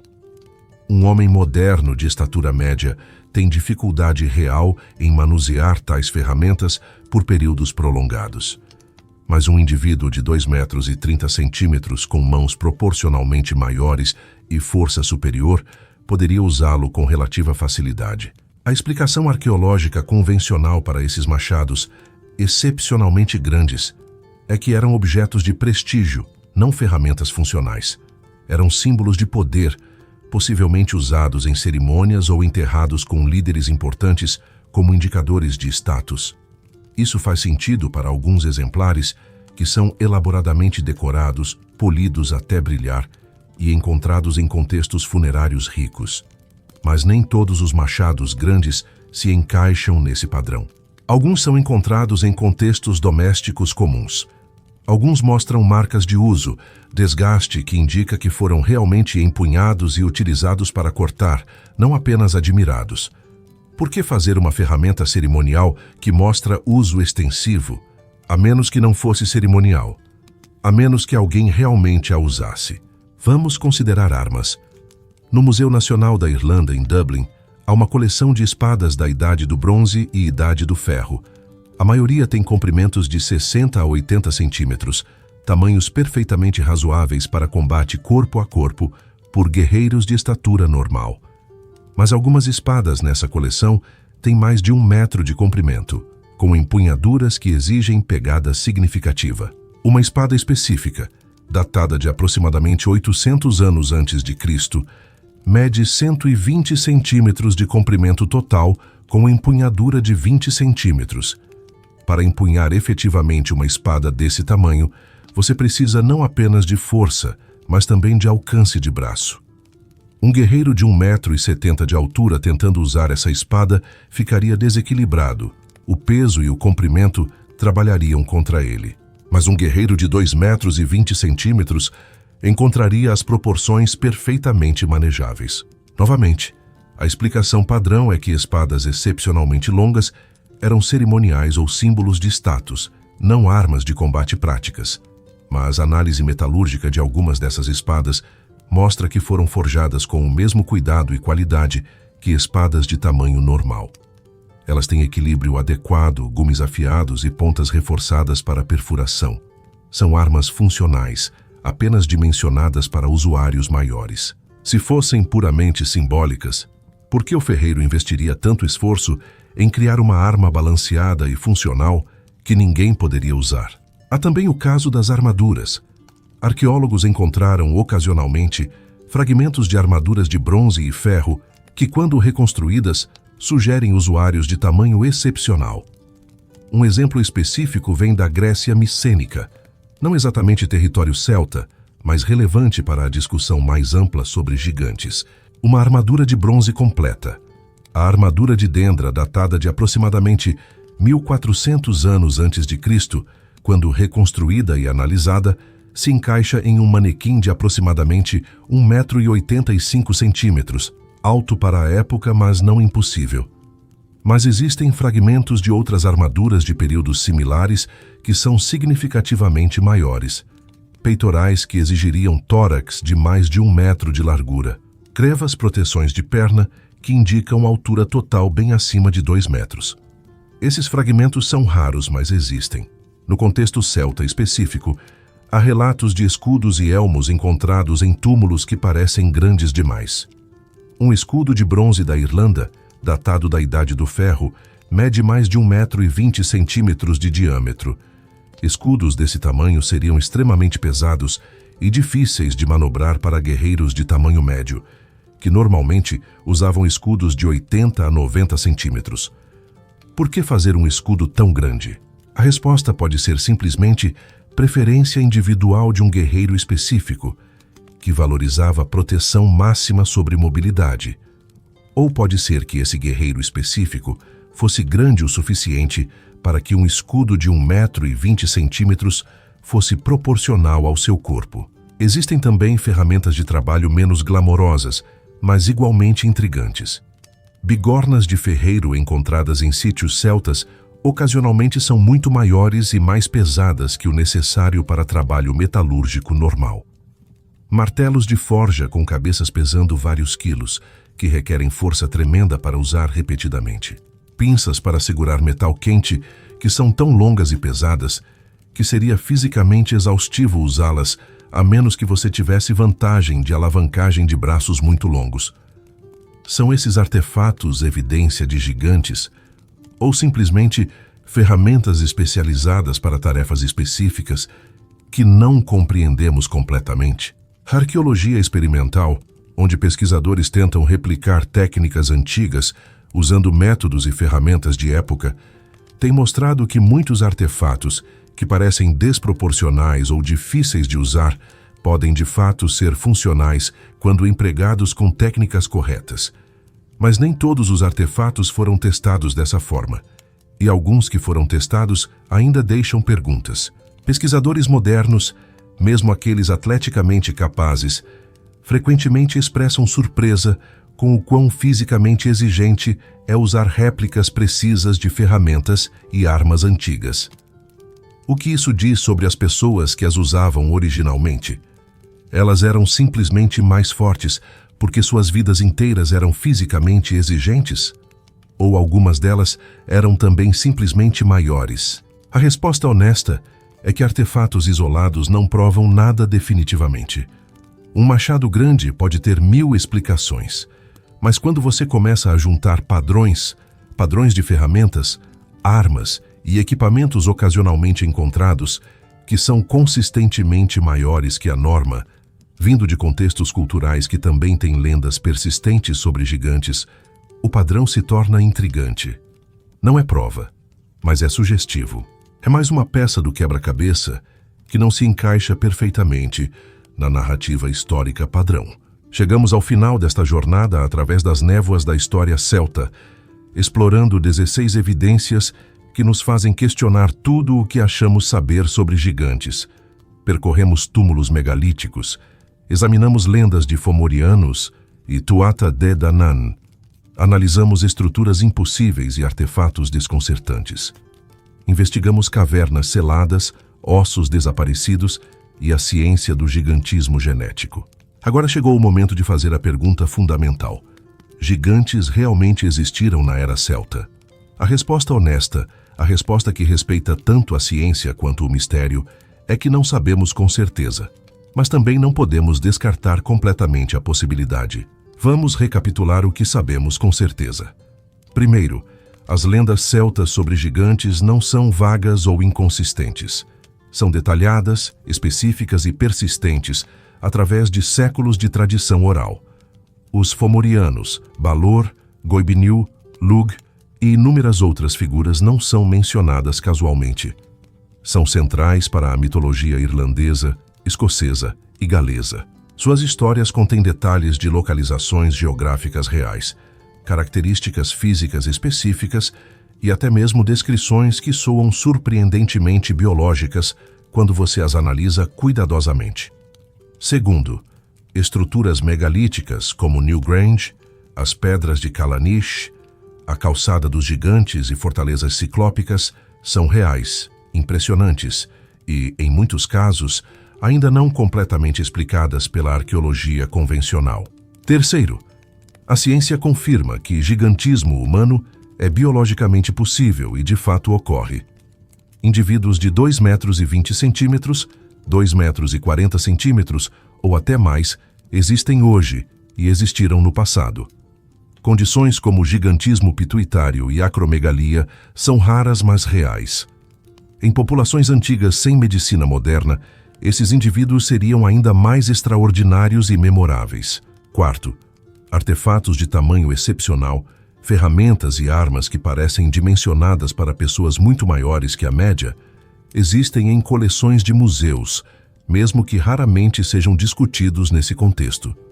Quinto, existe um padrão frustrante de esqueletos supostamente gigantes, sendo encontrados, reportados e depois desaparecendo, seja por descuido histórico, má preservação ou possivelmente outras razões. Então, o que tudo isso significa?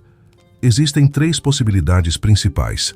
A primeira possibilidade é que todas as lendas de gigantes são pura fantasia, criada para explicar estruturas naturais impressionantes, como a Calçada dos Gigantes, para dar sentido a construções megalíticas que pareciam impossíveis de serem feitas por humanos comuns, ou simplesmente como entretenimento mitológico. Nessa interpretação, não havia nada de especial sobre as populações celtas antigas. Elas eram exatamente como nós, apenas com menos tecnologia. Todas as histórias de gigantes são metáforas, exageros ou ficção deliberada.